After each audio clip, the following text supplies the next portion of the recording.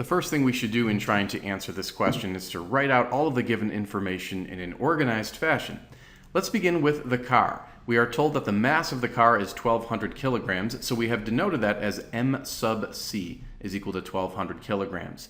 And it is initially moving with a speed of 25 meters per second in an easterly direction.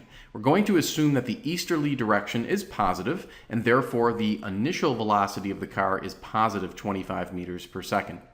After colliding with a truck, the velocity of the car is 18 meters per second, and it's still to the east. So that means the final velocity of the car is positive 18 meters per second.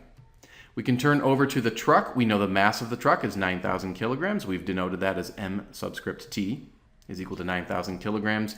That truck is initially moving to the right with a velocity of positive 20 meters per second. So we've listed that as v sub I t to represent the initial velocity of the truck. And we are looking for the final velocity of the truck. That's our big question mark right now.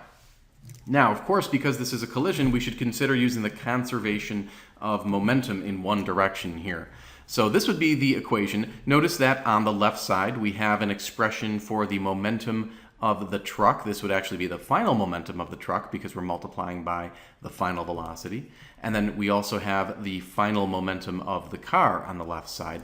And then on the other side, we have their initial values. Here's the initial momentum of the truck, and here is the initial momentum of the car. And all we do now is simply plug in all of the known values, remembering that we're looking for the final velocity of the truck. So this is our unknown right here. Let's go ahead and plug everything in.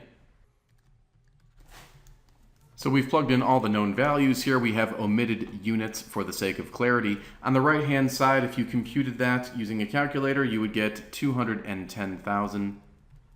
And then for this term right here, 1,200 times 18 is 21,600. And then here we have the 9,000 times our unknown. The algebra here is probably relatively straightforward, but just to be safe, the next thing you'd want to do is subtract the 21,600 from both sides. And when you do that, you're going to get a number 188,400.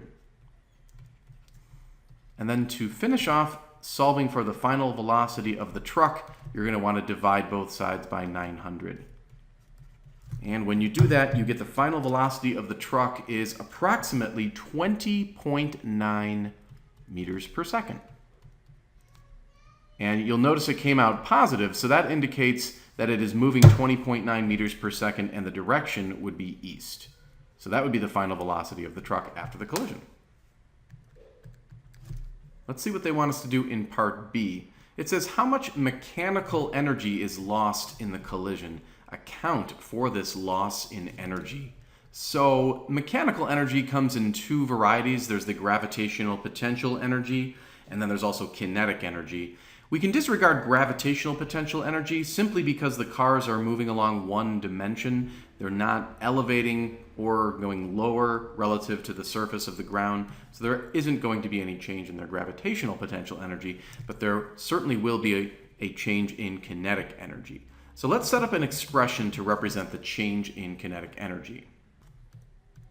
So here is that expression. We can see that the amount of kinetic energy lost is simply going to be the initial amount of kinetic energy minus the final amount of kinetic energy.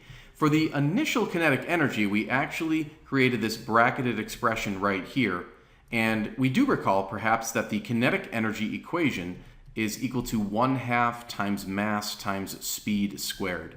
So for the initial kinetic energy, we have set up that expression for kinetic energy for both the car and for the truck. And because it is the initial kinetic energy, we would be plugging in their initial speeds. And then we did the same thing over here in the other bracketed expression. We have kinetic energy for the car, kinetic energy for the truck, and we're going to use the final values of the speeds there because this is the final kinetic energy. So let's go ahead and plug in all of the known values. So there is the setup, and of course you want to put this into your calculator very carefully. Be careful with your parentheses, and if you are careful, then you should get a kinetic energy lost of about 15,000 joules. So that's how much mechanical energy, or in this case specifically kinetic energy, is lost, and we had to account for it. Of course, energy just doesn't disappear according to the basic laws of physics. It has to go somewhere. Perhaps you have a drop-down menu asking you to select where that lost energy went. And in this case, it would go into what's known as internal energy. So if we look back at the picture, we can see the truck and the car collided. There's a little bit of crumpling of each automobile, and because of that crumpling, what would happen is the surface of the car would rub up against the surface of the truck. It would create heat, and it would generate internal energy in both the car and the truck. So the internal energy of those two automobiles would go up. That's where the energy went. It went from kinetic energy into the form of internal energy. Thanks for taking the time to watch the video. If you're interested in making a small donation to my cause, I'd greatly appreciate it. But of course, please don't feel obligated.